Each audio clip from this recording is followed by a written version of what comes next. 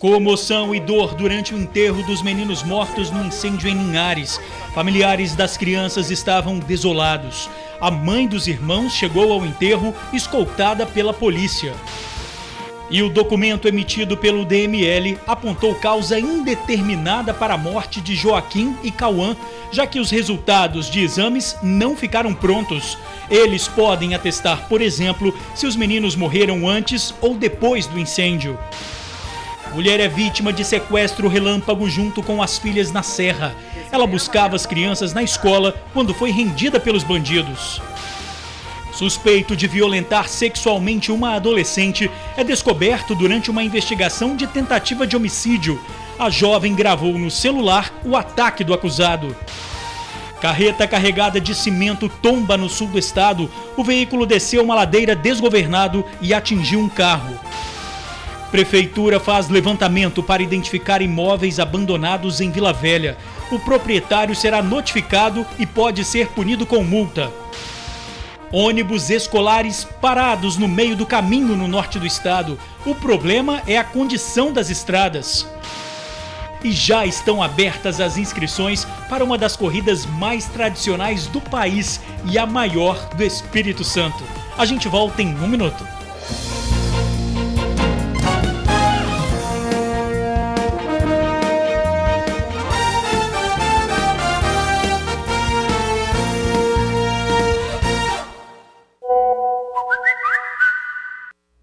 Olá, boa noite.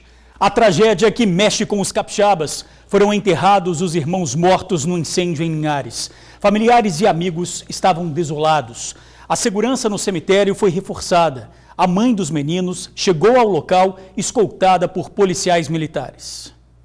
A pastora Juliana Salles chegou ao cemitério em Linhares escoltada pela polícia militar. A todo momento, era amparada por amigos e familiares. Chegava a questionar a Deus o motivo de novamente estar vivendo o mesmo sentimento, já que há 1 ano e meio perdeu a filha por causa de uma enfermidade. O enterro de Cauã Salles e Joaquim Salles começou a ser preparado na noite desta quarta-feira. O pai de Cauã, Raine Bukovski, e o avô materno dos meninos, Wagner Salles, tentavam fazer a liberação no Departamento Médico Legal de Vitória, mas um possível problema com o preenchimento da documentação para a retirada fez com que a família precisasse ir até a Delegacia de Homicídios e Proteção à Pessoa. Somente mais tarde, pouco depois das 10 da noite, os corpos deixaram o DML. Na manhã de hoje, coube ao avô materno das crianças dar continuidade aos trâmites. Quando os corpos chegaram ao cemitério, Raine, pai de Cauã, e a avó do menino já aguardavam.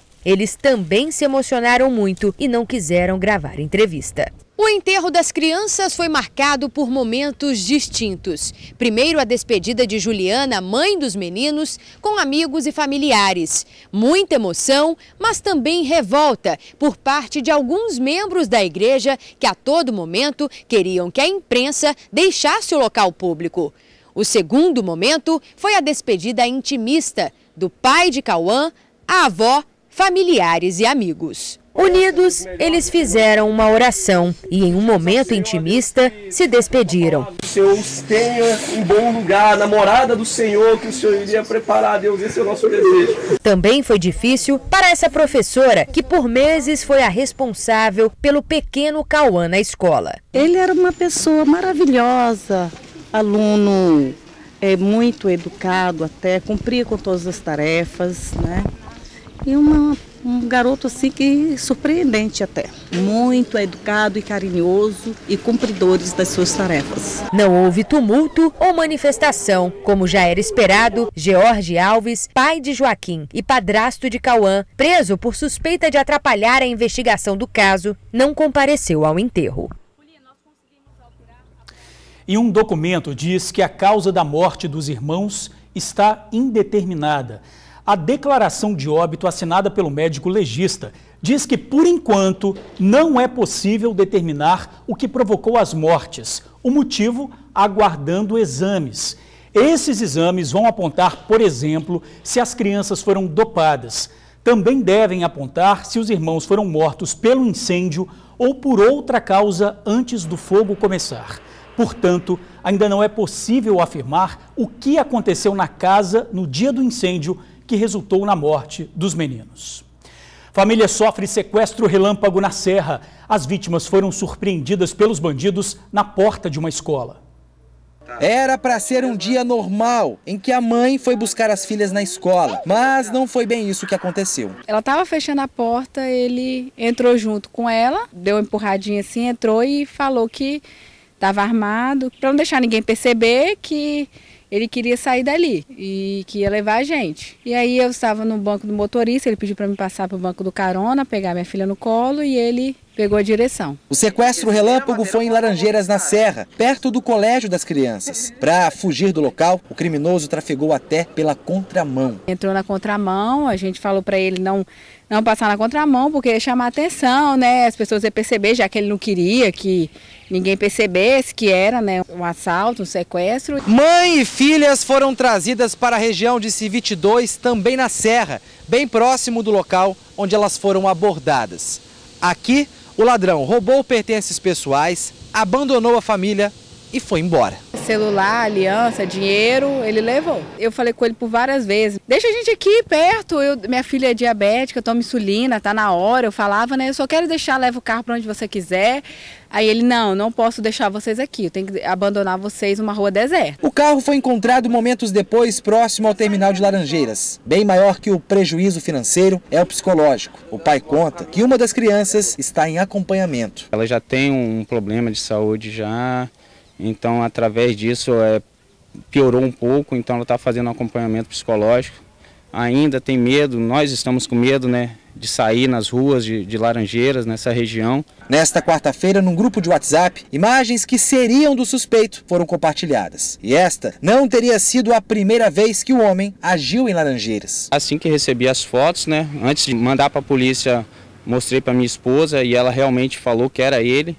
E também ele já tinha feito outras vítimas também que reconheceram. Então eu ontem à noite mesmo encaminhei para a polícia, o chefe de investigação do DPJ de Laranjeiras, que está dando um apoio, e falou que ia tomar as providências devidas, que eles já estavam também, eu acho, com essas fotos em mãos. Para quem viveu esta experiência negativa, será difícil não conviver na companhia do medo. Eu estou morrendo de medo, eu vou pegar minha filha na escola com medo. Bom, nós perguntamos à Polícia Civil se há uma investigação sobre o caso, mas a resposta que recebemos foi que todos os casos de roubos e furtos de veículos são investigados pela delegacia especializada e que, por motivo de segurança, informações são repassadas aos proprietários na delegacia. A polícia investigava uma tentativa de homicídio, mas descobriu que o homem que foi vítima é um suspeito de violentar uma adolescente. Ele foi espancado por populares. De acordo com a polícia, a jovem gravou no celular o ataque do suspeito. No dia 20 de janeiro, este homem deu entrada no Hospital São Lucas, em Vitória, depois de ter sido espancado. A polícia foi acionada e, ao conferir essa história, descobriu que Gelson Aparecido dos Santos, um vendedor autônomo de 34 anos, era, na verdade, um estuprador. E a vítima foi uma adolescente de 16 anos. O delegado Lorenzo Pasolini contou que o namorado da vítima conhecia o Gelson. E os três estavam juntos na noite antes do estupro. Esse acusado de 34 anos estava com o namorado da vítima em um bar. Eles fizeram uso de substância entorpecente, de bastante cocaína, e a partir daí então saíram para adquirir uma nova quantidade de droga. Nesse trajeto, então, o namorado da vítima desceu do veículo, desembarcou. Foi a oportunidade, então, em que o acusado fugiu do local com a vítima, levou a um local ermo, a uma mata, e tentou efetivamente estuprá-la. A vítima acionou, então, a câmera do aparelho de celular e todos esses fatos, essas imagens e o áudio foram gravados e captados. Então, nós temos uma prova material de que efetivamente houve essa tentativa, na verdade, um estupro consumado. A polícia não divulgou as imagens do vídeo para não expor a jovem, mas esse material serviu para confirmar o crime sem deixar dúvidas. Já preso na delegacia, Gelson confirmou que tinha ido comprar drogas, mas negou ter assediado a vítima. Quando o rapaz saiu, o namorado da menina, o que você fez?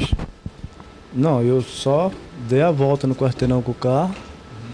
Aí quando eu voltei, ele já estava nervoso já comigo. Qual a explicação então para sua imagem fazendo tal ato no vídeo? Eu lembro de ter feito nada. É igual eu tô falando, se tem, foi montagem, que eu não botei a mão nela. E ao concluir o inquérito, ficou esclarecido, então, o porquê dele ter sido encontrado pela polícia espancado em um hospital. O que era inicialmente uma tentativa de homicídio, que continua a ser apurada, obviamente, ele se tornou réu e já foi denunciado pelo Ministério Público, está respondendo pelo crime de estupro. Então, na verdade, ele vai responder pelo estupro e também é vítima de uma tentativa de homicídio. Ex-vereador de Mimoso do Sul é julgado por assassinato. Ele é acusado de ter mandado matar o cunhado. O crime aconteceu há 10 anos. As filhas do empresário Sebastião Carlos Almeida, assassinado em 2008, aguardam apreensivas pelo resultado do julgamento. O acusado de ser o mandante do crime, o ex-vereador de Mimoso do Sul, José Jardel Astolfo, está sendo julgado no Fórum de Vila Velha. Ele responde em liberdade pelo crime. O empresário Sebastião Carlos de Almeida foi assassinado com 6 tiros quando saía de casa. O acusado de ser o mandante do crime, o ex-vereador José Jardel Astolfo, era sócio da vítima. O crime teria sido motivado porque o empresário foi cobrar uma dívida do ex-vereador. Vão fazer 10 anos agora, dia 16 de julho, que o assassino não foi preso, não foi julgado. O outro júri já tinha sido marcado para novembro, foi adiado. Então, o sentimento de impunidade é grande. Nosso pai foi assassinado na frente de casa. É muito chocante isso. E não pode continuar assim, né? A justiça precisa ser feita. Eu espero que ele saia condenado, porque todos os indícios falam que foi ele que mandou matar meu pai. E a gente não tem o nosso pai mais. E é muito difícil, porque eu perdi uma família muito nova. E eu nunca mais vou ter. Nunca mais. O julgamento ainda não foi encerrado. Imóveis abandonados e o risco para a população. A Prefeitura de Vila Velha está fazendo um levantamento para identificar construções abandonadas. O proprietário será notificado e pode ser punido até com multa. Um caso que trouxe muitas discussões ao longo da semana. Uma fatalidade que tirou a vida de Simone Venturini Tonani, de 43 anos. Isso porque o morador de rua Felipe Rodrigues Gonçalves, em um ato de descontrole, lançou em direção da empresária um vergalhão que a atingiu na cabeça. Ela chegou a ser socorrida, mas não resistiu aos ferimentos. O acusado vivia em um imóvel particular abandonado na região da Praia da Costa. E após o ocorrido, a Prefeitura de Vila Velha imediatamente notificou o proprietário. Este imóvel, localizado no centro de Vila Velha, é um exemplo de propriedade abandonada que causa transtornos aos moradores da região. Rosa Maria veio de Brasília e mora há 14 anos no estado. Ela fala que evita passar pelo local principalmente à noite, pois tem medo de que possa ter alguém escondido no local. À noite não passo. Aqui, eu com certeza, essa questão de segurança, eu sempre estou atenta e procuro olhar o que está acontecendo em volta. Em um lugar desse eu jamais passaria, eu já atravessaria até para o outro lado. Mesmo com a placa escrita área sob vigilância, o estabelecimento que funcionava um restaurante hoje está abandonado, mas estava em condições piores, como podemos ver nas imagens. O espaço era utilizado por usuários de drogas e, de acordo com essa vizinha que não quis ser identificada, o imóvel ficou depredado, sujo e até brigas aconteciam entre os usuários. Teve uma briga de 2 com faca. Eles iam se drogando aqui dentro. E a vizinhança, mercê dessa gente totalmente estranha aqui, né? A população desse entorno aqui. A Prefeitura de Vila Velha está fazendo um levantamento para saber o número de imóveis em situação de abandono no município. O proprietário é responsável por manter a estrutura fechada para evitar, por exemplo, que o local seja usado por usuários de drogas. De acordo com a secretária de Serviços Urbanos de Vila Velha, o dono do imóvel abandonado poderá ser notificado e terá que pagar multa. Primeiro é identificado através de denúncia ou pelo próprio trabalho de fiscalização um imóvel abandonado. A partir daí, a fiscalização faz uma notificação, né? O proprietário tem um tempo para se defender dessa notificação. Essa defesa retorna para a Prefeitura, se ela for aceita, bem. Se ela não for, o processo continua com mais prazo, né, para que ele possa se regularizar. Caso ele não se regularize, o processo ainda vai para um julgamento em segunda instância por uma junta que faz esse julgamento e que a partir daí é tomada a decisão se vai ser uma multa, uma interdição, qual a penalidade. Para fazer a denúncia de imóveis abandonados em Vila Velha, os moradores devem ligar para a ouvidoria. O telefone é 162. A dificuldade para chegar até a escola na zona rural de Rio Bananal, no norte do estado. Em menos de 24 horas, 2 coletivos que fazem o transporte de estudantes não conseguiram fazer o trajeto. O problema seria a péssima condição da estrada. Hoje cedo, o ônibus deslizou na estrada que liga o município à cidade de Governador Lindenberg. Ontem, outro coletivo que faz o transporte de estudantes também passou pela mesma situação. A Prefeitura de Rio Bananal disse que já começou o trabalho de recuperação das estradas que foram prejudicadas com a chuva. E já estão abertas as inscrições para as 10 milhas Garoto, uma das corridas mais tradicionais do país e a maior do Espírito Santo entre corredores profissionais e amadores. Esse aí é o Merisvaldo. Ele já sabe muito bem o gostinho de vencer uma das categorias das 10 milhas. Das 17 vezes que participou da prova, ele foi campeão em 15. Por trás disso vem uma disciplina grande, uma carga de treinamento alta, saber treinar, procurar, né, as qualidades que traz o benefício da corrida, que não é só treinar, é saber buscar alimentação, treinamento. Então é um monte de fatores que agrega a esse resultado. A 29ª edição da corrida acontece no dia 2 de setembro. Quem quiser participar pode fazer a sua inscrição até o dia 10 de agosto. Esse ano tem novidade na hora de se inscrever na corrida. Além do site, os participantes podem confirmar presença na prova por meio de um aplicativo. Todo participante da prova poderá baixar em seu celular o aplicativo e receber notícias durante o período de preparação e no dia da prova também. Então, desde fazer a inscrição, a saber sobre o percurso, novidades, ações que estaremos fazendo durante a preparação da prova. O aplicativo será lançado em julho, mas para fazer a inscrição e outras informações, acesse 10milhasgaroto.com.br.